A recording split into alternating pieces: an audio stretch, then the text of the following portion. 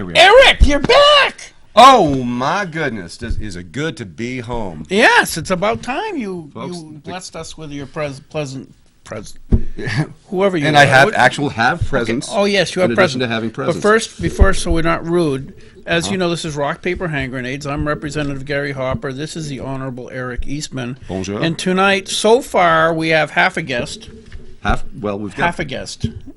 Oh, really? Yes. It's an interesting category to place a guy in. This is David Recupero. He is from Ware, and he wanted to come on the show to talk about all kinds of issues.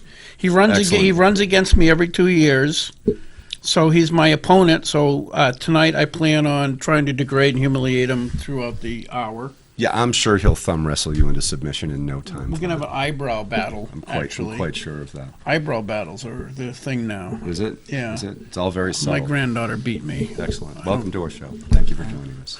We Thank you. appreciate it. Thank you for having me. Well, technically, I haven't run against you since 2008, Gary. You haven't? Who ran against me last That's time? 10 years. That was there. my brother, Jonathan. Oh, brother John. He's going to be here, too. The other person I have to... Oh, you got brothers ganging up on you. Yeah, yes, it is tough. It is I tough. know. That's why I'm going to engage in some severe character assassination tonight. Well, that's constructive. Yeah, I think so. Let's see how many bridges we can build then. Yes. Well, if you don't burn a few, you can't build it. Yeah. What's the point of building a bridge that's already there? You got to burn it down to the ground. Yeah, I built that and I can burn it too. Yes. Hey, before we get started tonight, we got to talk with Sir Eric. He's been on his journey down in Massachusetts. You were in the I announced it last week. You were at the something festival, the New England Festival? Well, there's two Boston pretty Festival. big benchmark events that took place in a very short and crowded period of time. For me, that's why I've been off the air for a couple of weeks, missed you folks. And don't want to eclipse any of the stimulating conversation we have coming for the rest of the hour, but I'm going to put in a plug because that's what we shameless entertainment types do. Yeah, he did. He's very annoying. Exactly. However, it is important that we, regardless of where we are on the ideological, political spectrum, a lot of big words, I'll try to scale that back. No matter what we think about the way the world should be run, the fact is quality of life is improved when we have artists in our communities who work hard to present what they do, their unique vision for stuff, performance art, clay, sculpture, creativity, whatever it is, in our communities, in our very own. Isn't that what I said? Wasn't that what I so- said? Wait. Isn't that what I said on air? I think it was like a month ago. Probably. Yeah. That one of my evidences that there is a God is that we are creative. In other words, God created us. We are made in the image of God. God created us. Okay? So we got the capacity for We creativity. have the capacity for creativity, which is a reflection of God's character. Because the things that you do, like your creativity, which is awesome, although they're awesome, there is no, if you just look at the theory of evolution, there is no evolutionary necessity to put on plays, to manifest creativity. Other than creating better weapons to kill each other. All right. And I think it's a really cool thing, a reflection of God's character, and what you're doing is pretty awesome. Thanks, man. Anyway, that's intriguingly metaphysical. Yes, I've said that. That's as physical as I get. So there's just a couple of things that I wanted to shamelessly plug, even though they've come and gone over the last couple of weeks. But that doesn't mean that the value of any of you out there in contributing to the creative pool and efforts of your community should be overlooked, because this is how these things happen. We just finished in Nashua presenting a play. A lot of theater groups in the region exist. They do great work. Some bigger than others, some better funded than others, but this was unusual. I don't know if you can punch in on this, our grand overlord of camera work. Actually, they're going to see it at home on all your photos at home. Okay. Wow, cool. Like they see behind you right now. Brilliant. Okay. Oh, See? my Lord. Look at you. Oh, that is What a smart wicked cookie. cool. He looked it up. He looked up the photos we have published on, I'm guessing, Facebook. But, yeah, those are some still shots from our play, The Three Musketeers. And it was really an unusually high-quality community theater show. Where was it anyway? This was at the Court Street Theater in Nashua, which is right there near the Nashua Public Library. Okay. And I got to tell you, I have been in a lot of shows over 30 years, and I have rarely been a part of one that had all the benchmarks of a professional theatrical production as this one. It only never played seen once, it. so it's not playing anywhere else? Well, no, we did it for one weekend. Remember, I mean, theater groups are typically notoriously underfunded, or Right. understaffed, or both. And so a lot of people got to kick in and double time it hard to make these things work. Right. So this is another quick poster. I'll hold that up. The director, producer, which is a husband-wife team, originally from Florida. He's, I guess, originally from Massachusetts, but they came up from Florida. And they've just brought an incredible amount of vision. It's Brendan and Amy McKay. They're in Nashua, and they brought tremendous vision and enthusiasm to the theater community in southern New Hampshire. We're lucky to have people like that making big events like this happen out of nowhere. So we're all proud of the work we did, and that's just a plug to remind all y'all to support your local artists, support your local actors. So that's done. It was fun. Look for more. It's in your town.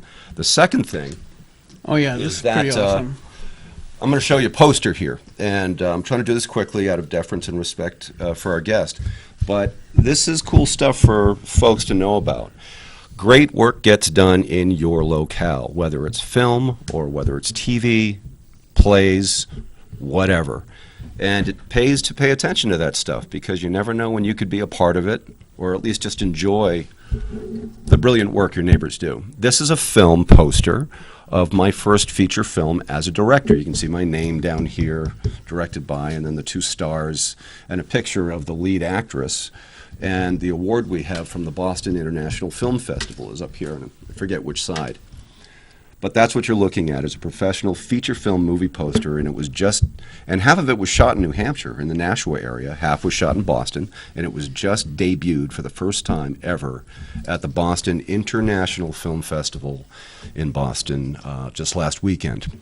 Not this one, the previous weekend. So I had a lot going on in a short period of time. I wanted to share it with you all, just to remind you that this is how quality of life is built. Public policy, politics, and scrutinizing how we do things in Concord are critical for us to do. But let's not lose sight of the fact that these endeavors contribute to the joys of living in a given area.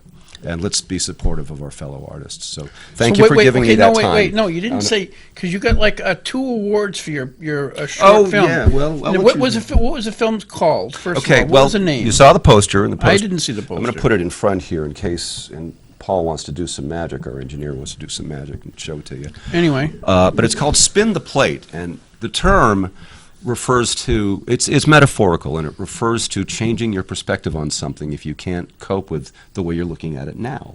Okay. Spin the plate means you see something on a plate, you turn the plate 180 degrees, and look suddenly at it again. you've got a whole new perspective on the contents of that Like plate. if you don't want to eat the peas, you can turn it around, put the peas peas over on, there. on the other side. Right. So it's a simple little metaphor, but it just means that if you change the way you look at things, you can change your life. And the through line of the film is about a woman overcoming the scars of childhood abuse, profound, serial, ongoing childhood abuse. And yet the thing's a romantic comedy. You know how MASH, the TV show MASH and the movie, dealt with horror and tragedy and calamity And it was all the very time, funny but it's funny as also. hell? Well, that's what we're doing here, because life is weird, unpredictable, and sometimes funny, even if it hurts. So, yeah, I won the equivalent of the silver medal for Best Director at the Boston International Film Festival. Very unexpected. She, that lead actress pictured on this poster, won the equivalent What's in her her name? category. Her name is Becky Dennis. Yeah. She's a fantastic actor from Andover, Mass. And Dan Merriman was the lead actor. Yeah. And he's from New Hampshire, too. Yeah. So, a lot of good homegrown stuff happening. And guys like Matt Newton, who run the New Hampshire Film and TV office, is advocating for and assisting teams that are trying to do good work all over the state. Yeah. So I'm proud to be a part of that world, and we should be proud of the fact that there's that much talent running around right under our noses.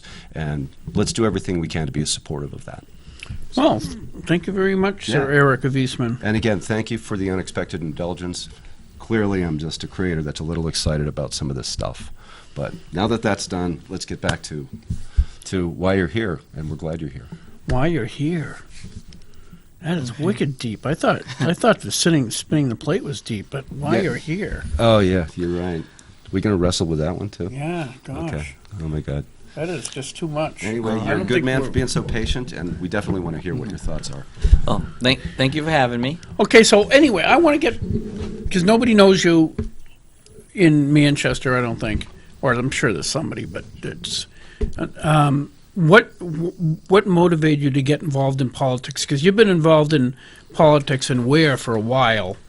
I don't know how many years, and you're highly motivated, but I don't quite know what spark. Where was the?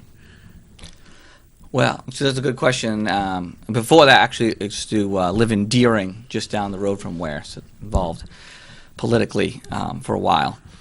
A lot of it has to do with my father, my late father, who passed away in 2001. Yeah. He always took to pay a lot of attention to politics. Never ran for any offices, but was always paying attention. Well, I grew up in Massachusetts. Massachusetts. You too? Yes. Which part? Lawrence. Andover. There Okay. you go, neighbors. And I think high school team rivals, if I'm not mistaken. I don't know. Possibly. I was homeschooled. Were you? So, Oh, okay. But That's my cool. my parents both went to the Greater Lawrence Vocational There you go. High School. Very good. For those of you who don't know, in Massachusetts, most of the time, your vote doesn't really matter because the Democrats just going to win. Yeah, it's a one-party state. A lot of times, yeah. Sure. Yes, the one-sided state of the People's Republic of Massachusetts. They love the way that we feel about them down there. Yes. And so when we came here, it was great with these small state rep districts. You can have quite a bit of influence. We just had a state senate election 2 years ago where 9 votes difference in the primary between first and second. So you really can make a difference. You get involved. A lot of these issues that are going on are very important, I think, to the future of the state. They've changed. Some of them changed from back when I was younger. Redistricting was a big issue back then. Talks about income tax and sales tax are big issues. There's still attempts to get an income tax and a sales tax, but they're kind of stealthy about it. Instead of saying we need the income tax or the sales tax, they try to say we need the spending. And once you jack the spending up to the point where we can't afford it without an income tax or a sales tax, It becomes a necessity to Yeah. pay for all the things you wanted. this is essentially what they did in Connecticut with the income tax. Create a fiscal crisis, and then, I guess we have no choice. We have to go to the income tax. Yep. You've built Frankenstein. Now you got to feed him. Yes. And That's a good. the current things that I see as sort of leading towards future income tax or sales tax are the proposed rail boondoggle, spending hundreds of millions of dollars for essentially set up a rail service that in the area where there used to be a private rail service that shut down because there was no customers. Right. And that's going to cost us hundreds of millions of dollars and then millions of dollars a year to operate. So obviously I oppose that. The other one is Medicaid expansion. The free money is not going to last from the federal government.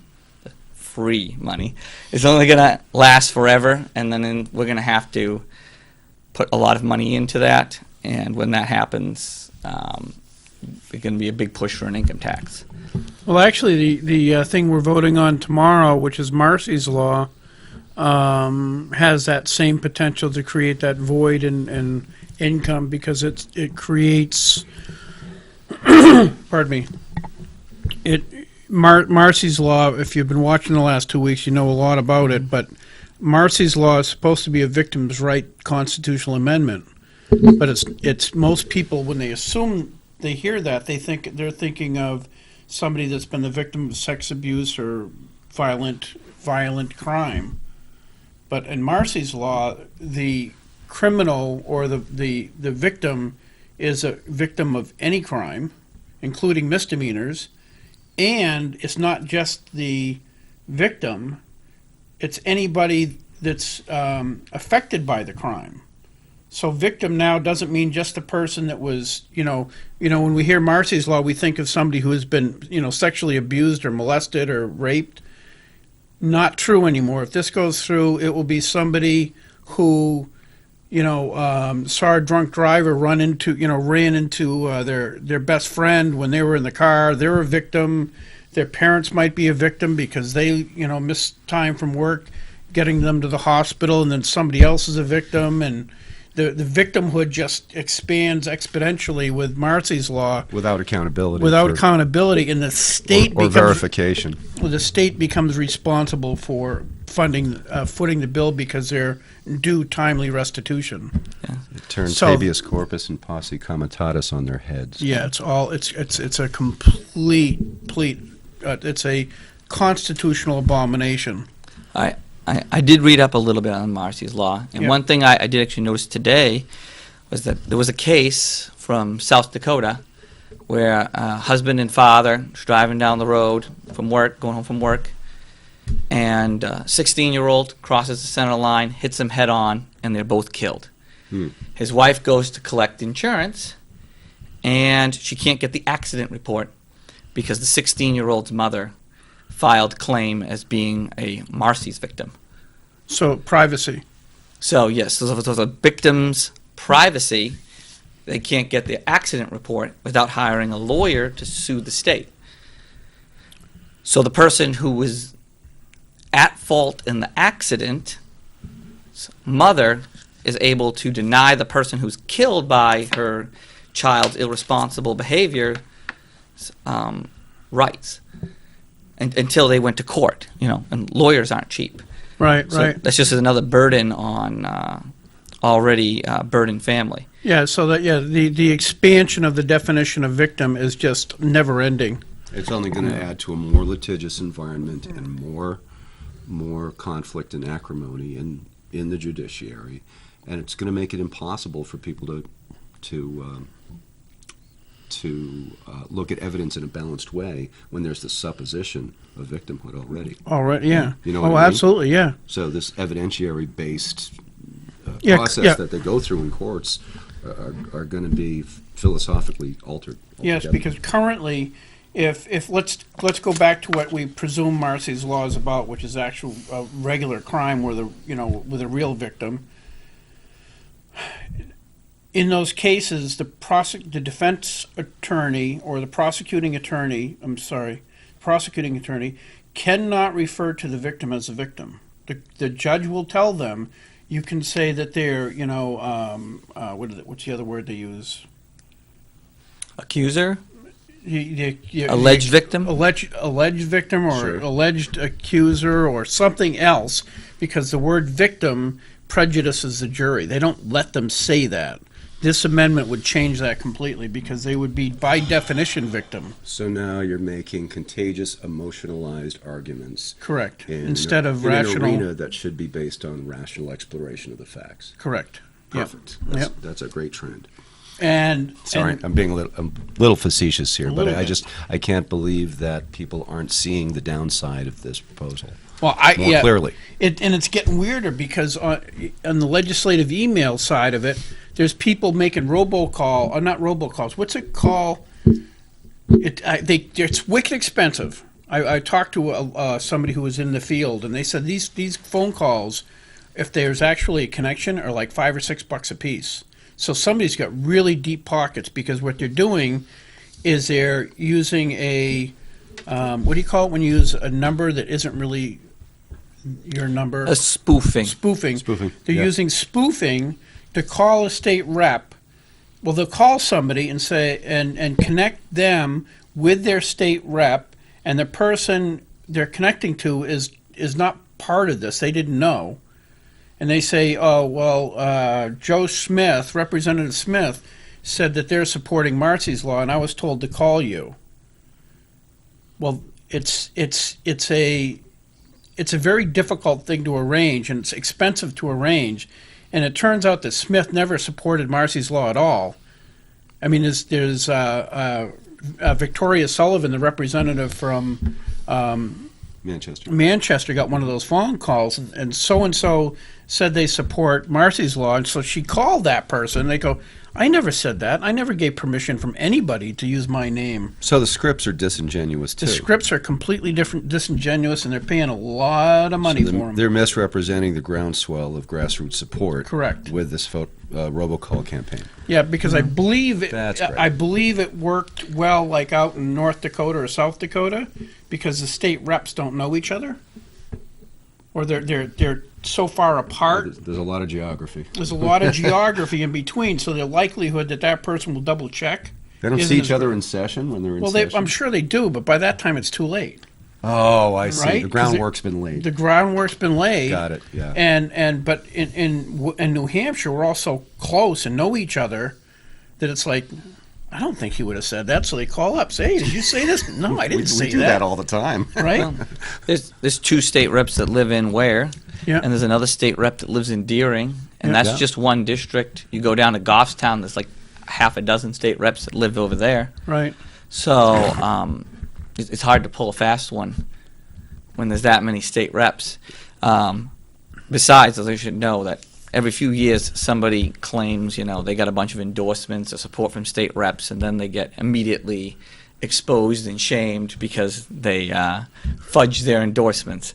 It doesn't take too long nowadays to find out that somebody used your name falsely. Yeah. Especially when a 400-seat legislature, people are using social media to communicate and other various forms to communicate because it's really hard to achieve consensus. Yeah, there was one. So in a way, compared to other states, the inflated numbers of reps in that particular chamber lends itself to personal accountability and transparency in the age of digital media. Yeah. Which is an interesting irony. You would think more reps, it's harder to keep track. Well, there's actually been some studies that indicate that smaller districts actually result in different politicians. Well, yeah, because Yes. somebody like you, okay, Yes. you're running. You ran for state rep. Your brother ran for state rep. I keep running for state rep.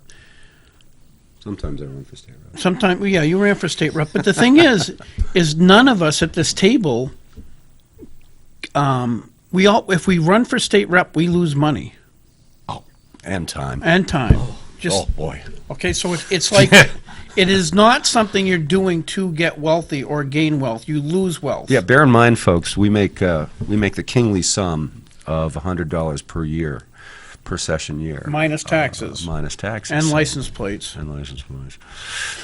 So, yeah, this is really as a volunteer legislature, which in many ways is not only just charming, but it's in keeping philosophically with the idea of what a true citizen legislature was supposed to be and harkens back to the vision of the founders and all that stuff. So in a lot of ways, New Hampshire's got it right, as unusual as we may be with some of our legacy traditions. Yeah, but like Dave said, that also leads to representatives who were not professional politicians or Yeah. they were not all lawyers or go ahead. Yeah. Well, they found in one particular thing, this is the information, the thing they discovered from the study was that they found that state reps for the same party, because sometimes, different chambers will have different party breakdowns, but in the same party, state house reps were much more likely to be more ideologically conservative than state Senate Republicans. And they found the same thing amongst Democrats, although It was reversed though, right? no, actually, it does vary by state, but they still tended to overall have state House Democrats be more conservative on average than state Senate Democrats. Okay. So these are national statistics, not from any particular state that you're Yeah, citing? these were national statistics. They were being cited by Mike Ferris, the founder of HSLDA. Good man.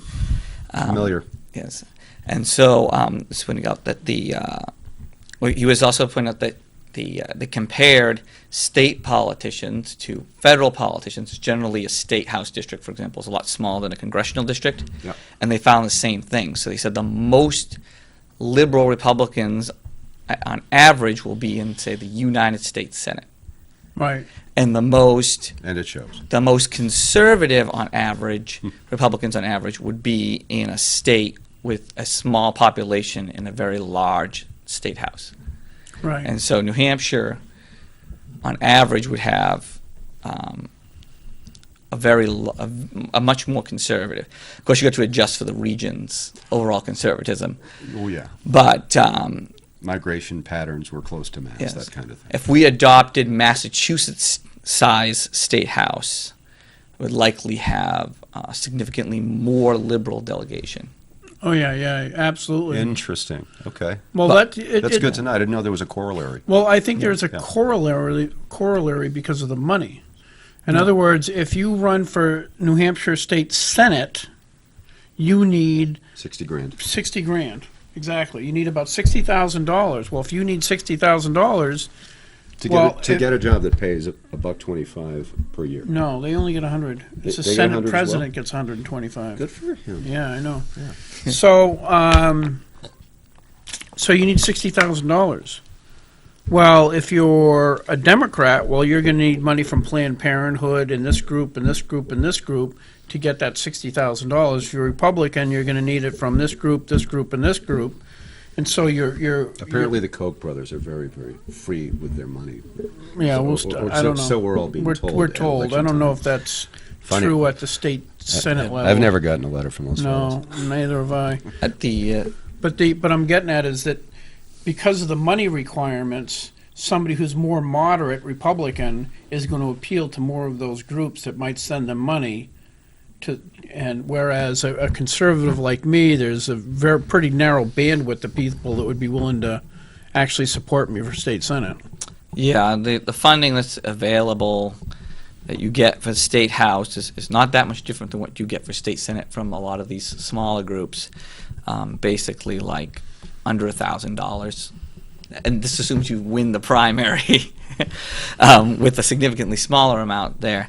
And the state party, the state senate, you have to rely on being able to fundraise from big donors. And one thing that really incentivizes donors is a way to make money off of the government. Right. And making money off of the government tends to be more of a left-wing thing than a right-wing thing. So that's why you see a lot of that clash. So you'll notice they talk about for the national level, the donor class versus the base. Essentially, the people who donate lots of money to Republican candidates tend to be ideologically very different from the Republican candidates' Right. base. So what happens when they run against each other with these big districts, you have to have name recognition. So if a bunch of millionaires and billionaires throw a ton of money at you, you'll win just because your opponent doesn't have any way to compete with you.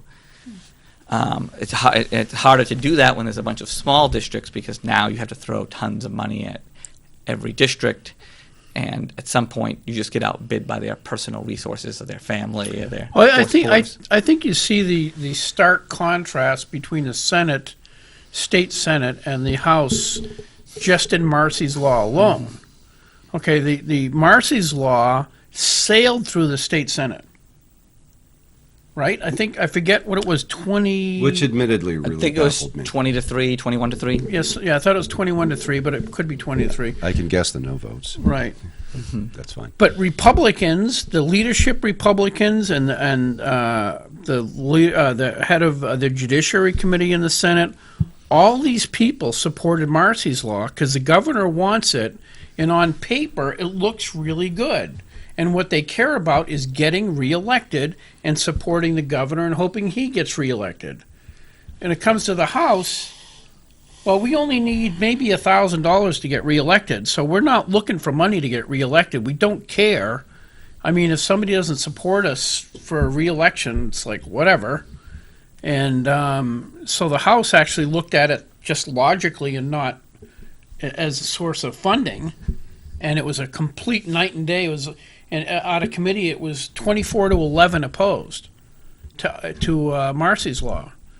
Democrats, Republicans, it didn't matter because we looked at the bill, we looked at the text of the bill, and it's a really bad bill. But somehow the Senate just completely overlooked that, with the exception of Kevin Avard, Senator Kevin Avard, Senator Bob Guida, and to his credit, Senator Sanborn. I Three people. suspected it's as only much. 3 state senators that, and they were in favor of it. I know Guida was a co-sponsor. Really, Senators Birdsell and Carson voted yay. I believe so, yeah. And So noted. yeah, exactly. And the thing is, if even a cursory reading of the, I mean, the governor had his announcement with all the people from Marsys Law, all the victims, before the thing was written. Yeah. Before there was a paper copy of the bill, and all the senators showed up for the photo op and everything else, and that was how they got it going. But they hadn't read the bill. So in deference to that concern, this conversation I've noticed has revolved around some of the disparities and imbalances in the electoral system, the way the status quo is today. Yeah. Couched in that concern, what are some of the other policy issues that you think are important for us to talk about here tonight? Okay, so it's also very important, I think, to make sure that we also don't pass that family leave, so-called family leave bill. That, again, is another road to an income tax. It's a boondoggle as a state that's been trying to implement it for 15 years and haven't even got it off the ground yet.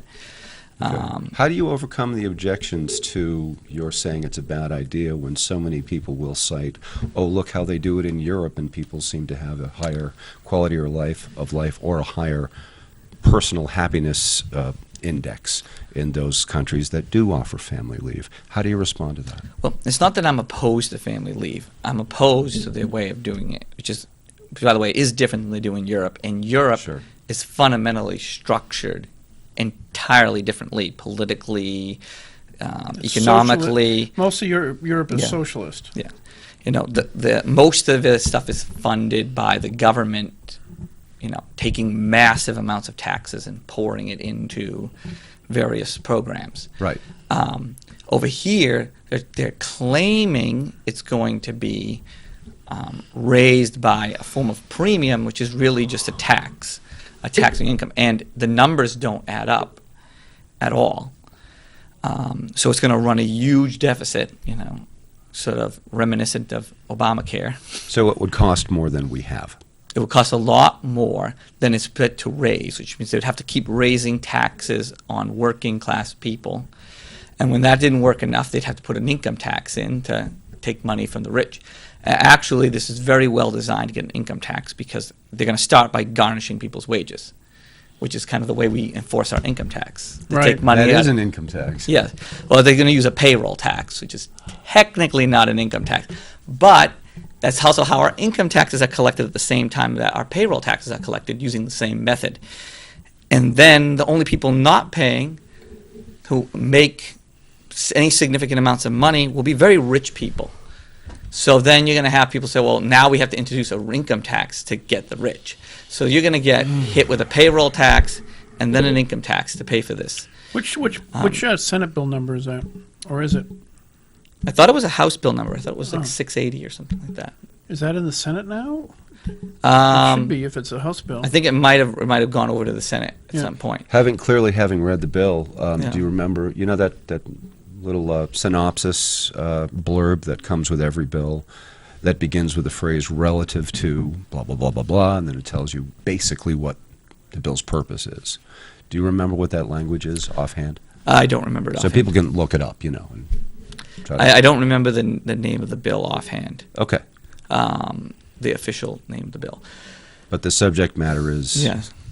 It's concerning. I mostly pay attention to things that are sort of big issues or red flag bills because I'm not currently in the legislature. Sure. So I'm not up there get it. voting on all the bills. Yeah. But I try to be aware so I can call my state reps or voice my opinion. Thank goodness for citizens like you who are as engaged as you are, because without that, then we oftentimes feel like we're flying blind, or conversely, simply not being heard by a disinterested constituency, which is not the way this system is supposed to work. Yeah. It's supposed to work because of guys like you.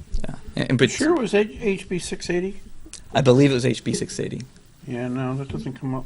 Okay. or maybe it was 628. We'll suss that out one way or another, folks, and give you that information But so you the, can do your own due diligence. These are important Yeah. issues, and those votes are pending in the legislature, so you have a voice, use it. I do know that the governor came out against it. There was better, Did he? better. Came out against it. He came out against the proposed family leave bill. The problem is it's purporting to do something that private insurance can do. And so the question is, why is it doing it when private insurance can do it? There's already private insurances that offer certain types of things, so where if you have to take time off to your family, you get coverage. But they're doing it in a way that's fundamentally different than the way the government's proposing to do it. The way the government's proposing to do it will basically bankrupt us. Okay, so the Family Leave Act is House Bill 628, and it's in the Senate, and it's the committee recommend is interim study. Interim study. So if that stays as it is, it won't go into effect. Which Senate committee gave that recommendation? Is that listed? Sorry, my eyes are very good. Refer for Committee of Finance. Finance committee, so Yeah. it's a pretty austere committee. It made Okay. it made it through, I believe, 4 committees in the House proposed tabling this bill, and it passed. The recommendation was overridden 4 times. Yeah. So passed when 4 Okay. different House committees say that this bill is a really bad idea, that usually means it's a really bad idea. Yeah, it passed- It smells like fire. Now Looks like fire. look at these numbers. I'll say it passed on March 22nd.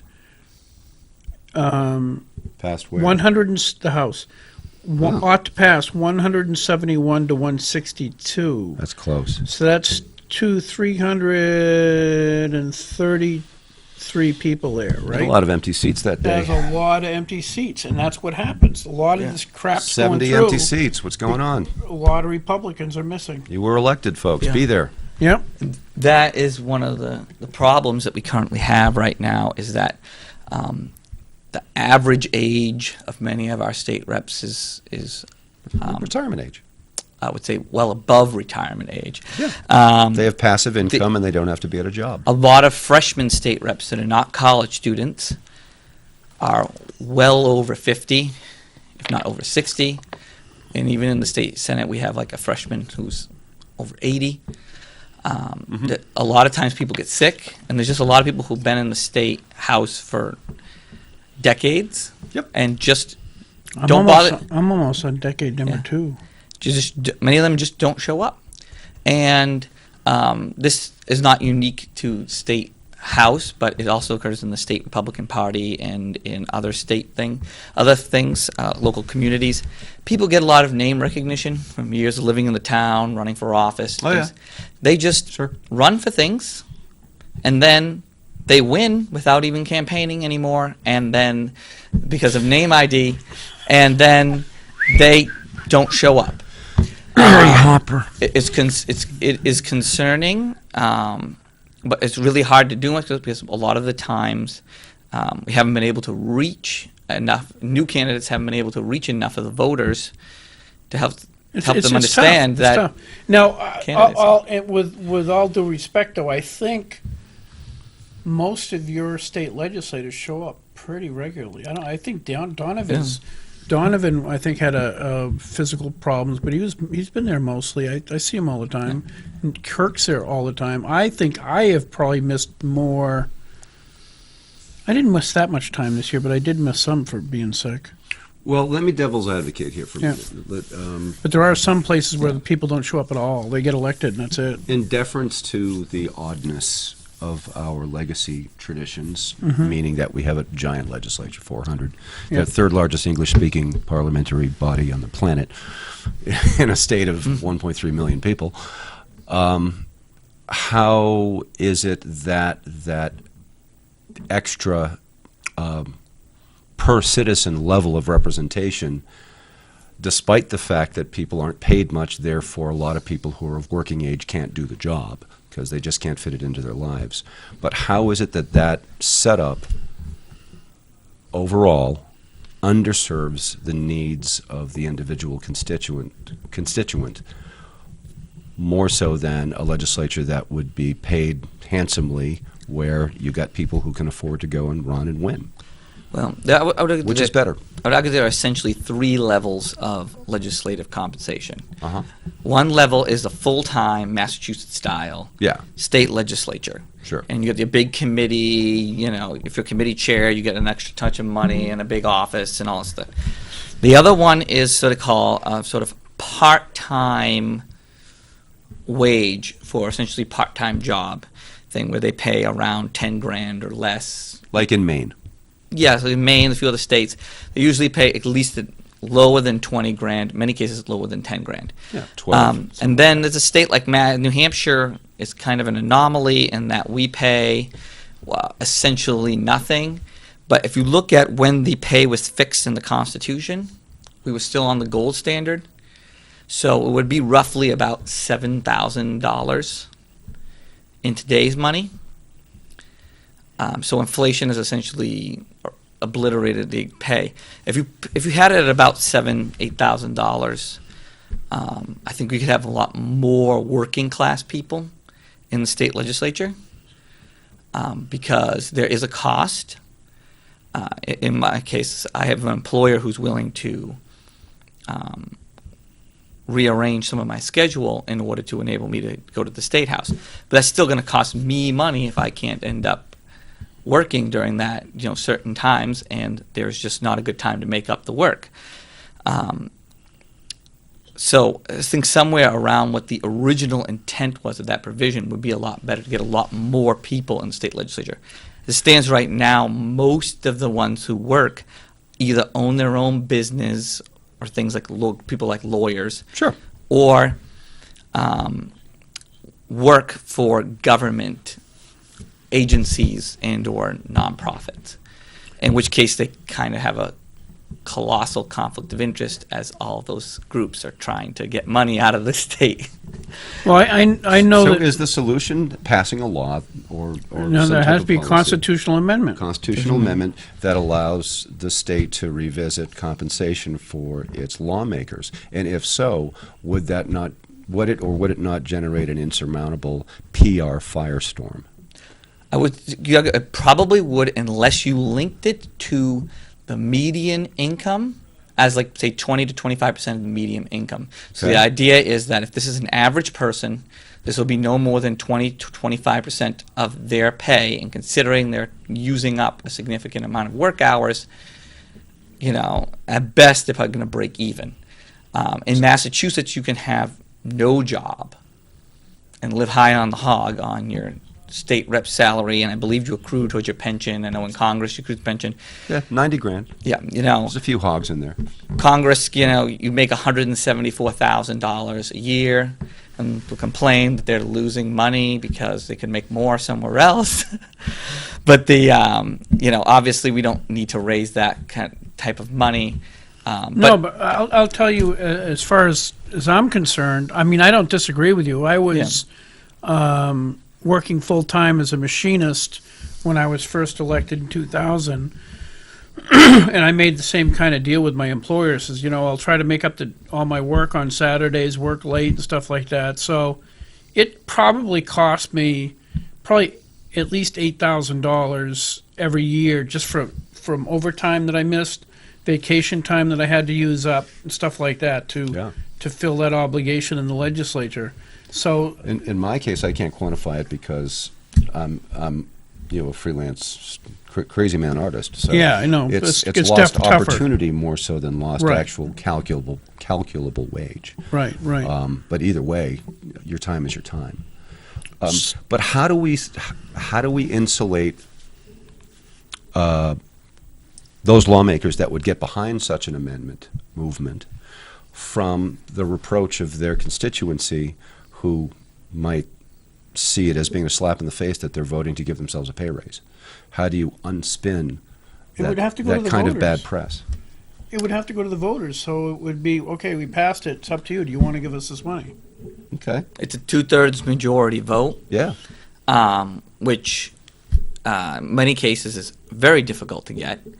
Yes. If it was even the least bit controversial, it wouldn't pass. So it would have to be probably to the low end of the calculations. Right. It would have to be fixed to a particular barometer. And I think the main argument you could try to make is that the original intent of the voters in the 19th century, Right. Yeah. when they put this in, Sure. was to have approximately this amount of compensation for state representatives. 25% of median wages. Yeah. Well, in the case that they tied it to a specific amount of gold, which roughly comes out to about that percent, 20% or so of the median Sure. wage over here in New Hampshire. You could try to tie it to inflation. You can try to tie it to the price of gold, but the price of gold fluctuates a lot. I don't know that you would even want to. If you made it, say, $5,000, that would be $2 million out of the state budget. No. Okay, so that'd be $5,000 a year, which would kind of make up for some of the losses that you're incurring. It would be interesting. There was a bill, in 2015 that then Representative Gannon was the prime sponsor on, and I signed on to it, and it was to this effect. And I Yeah. think the number he was calling for was 15,000. Maybe it was a bit ambitious, but it was an attempt. And it was amazing how quickly there was pushback from the grassroots as well as from within the legislature, because it was viewed as a hot potato that nobody wanted to handle. Yeah. Well, it depends on how you do it. If you do it like we're going to give ourselves, like when I was my first term, it was actually Bob Guida was sitting in front of me, and there was a bill to increase, because the other thing we get $100 a year in mileage, like from where I think it's like 15 miles or 17 miles Yeah. times whatever. So what they were going to do was, back then I think it was 30-something cents a mile, and they wanted to up it to like 80 or 90 cents a mile. Cool. Right, which would have been great, except to me, that was disingenuous. They were trying to do an end run around the Constitution. Yeah. Why So- wouldn't they just use the IRS standard for Well, that's what calculating I think mileage? that's kind of what they use now. But Like at the, 53 cents. they were Yeah. going way above and beyond to give us that so that we could actually make money. And that's why people like Bob Guida and I got up and asked for a roll call vote and aggravated the heck out of a lot of people in the House. Put them on record. Yeah, that exactly. sounds like a unconstitutional end around. It was. That's why I voted against it. Even though, like you say, somebody like you or I, who's losing money, or you were losing money. Sure, I could use the money, but I wasn't going to jeopardize or do an end run around the Constitution to make a few bucks. Well, an issue like this bears explaining, and you explained it very Yes. well, but you got to break it down to simple terms and keep it rational and keep Yeah. it based on statistics. And sometimes getting that information across to people who are quick to respond emotionally can be tricky. The question is, what kind of representatives do you want? If your representatives are substantially better off than the average taxpayer, which is usually the case in most legislatures, and this is sort of a factor that helps to increase that likelihood, then they're much more likely to vote to raise taxes because they think that certain taxes are just not a big deal because they got the money. Right. But if you don't have the money and you can't afford to run for state representative, or even if you do run and you win, you can't afford to serve, you're essentially left without recourse. It's almost like a form of disenfranchising the people who are working hard and can't afford to pay these extra taxes. Used to meet people, because when I lived in Deering. We only got like 30 seconds or so. Okay. So I used to meet people when I lived in Deering who lived in town, who had to work on town meeting day. And their taxes would get raised while they were off at work because they couldn't afford to take a day off of work to try to avoid their taxes being raised. right, yeah, Yeah. yeah. No, it the is man makes a point. The Yeah. man makes a point, and those of you that are listening out there, remember, you got a telephone, you got email, reach out to your representatives and let them know what you think. Keep the conversation going.